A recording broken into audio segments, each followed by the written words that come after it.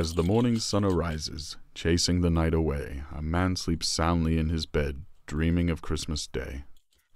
He sleeps until he hears a sound that stirs him from his sleep, a little bell inside a ball and the patter of furry feet.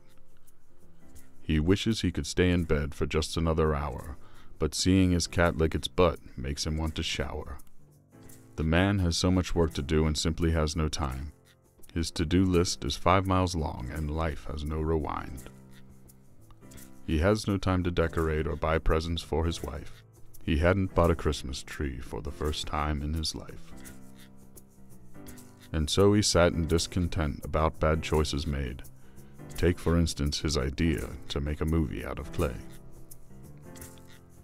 Meanwhile, up in the North Pole, Santa was perplexed.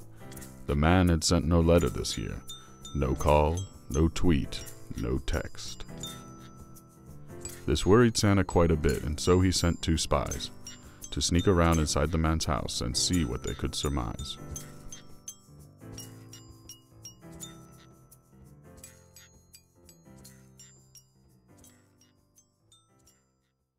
They found a laptop on the desk.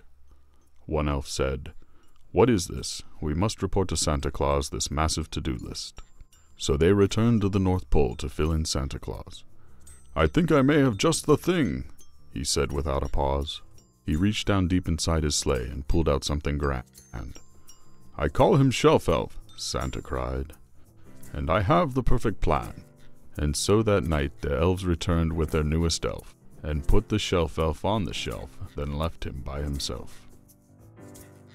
When morning came, the man returned to start his to-do list. Then something creepy caught his eye.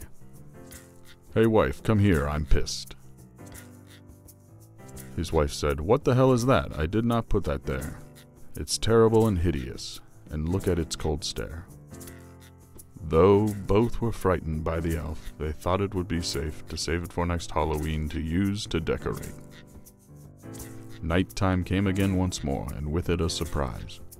The Shelf Elf took its first deep breath and life came to its eyes. Shelf Elf jumped down on the ground and jumped across the floor. He reached the desk with the laptop and jumped on it once more. Shelf Elf opened the laptop and gazed upon the file. He saw the to-do list was long and would take him a while. He knew he'd have to get it done in one long silent night. And with his creepy constant grin, he went to set things right. He fixed the ceiling, changed the oil, patched the hole in the floor, changed the litter, scrubbed the bath, and replaced the side door. He tuned the piano, fixed the sink, even polished their wedding rings. Before the sun came up that day, Shelf Elf had finished everything. When morning came and the man awoke, he was given quite a fright, for Shelf Elf was in a new spot. He must have moved that night. He yelled to his wife to grab her coat with tears running from his face. She wondered what they were running from, but he just yelled, "Grab the mace." They ran for days before they stopped, and then the man explained that the Shelf Elf had moved all by itself, as if it had a brain. The wife was scared, she would admit, but in an attempt to soothe her husband, who was shaken, she said she had good news. The man asked what news could exist, with which he could replace the memories burnt deep in his soul of the creepy Shelf Elf's face. She told him that the news was big and quite amazing, but the man knew his experience with Shelf Elf would be life-changing. The wife repeated that her news would alter his whole world, for in her womb a baby grew, that is, a baby girl. The man was filled with happiness, his eyes shed tears of joy. His wife then said she'd been concerned that he would want a boy. The man just smiled and shook his head. A girl would be the best. With Shelf Elf gone, and such great news, the man felt truly blessed.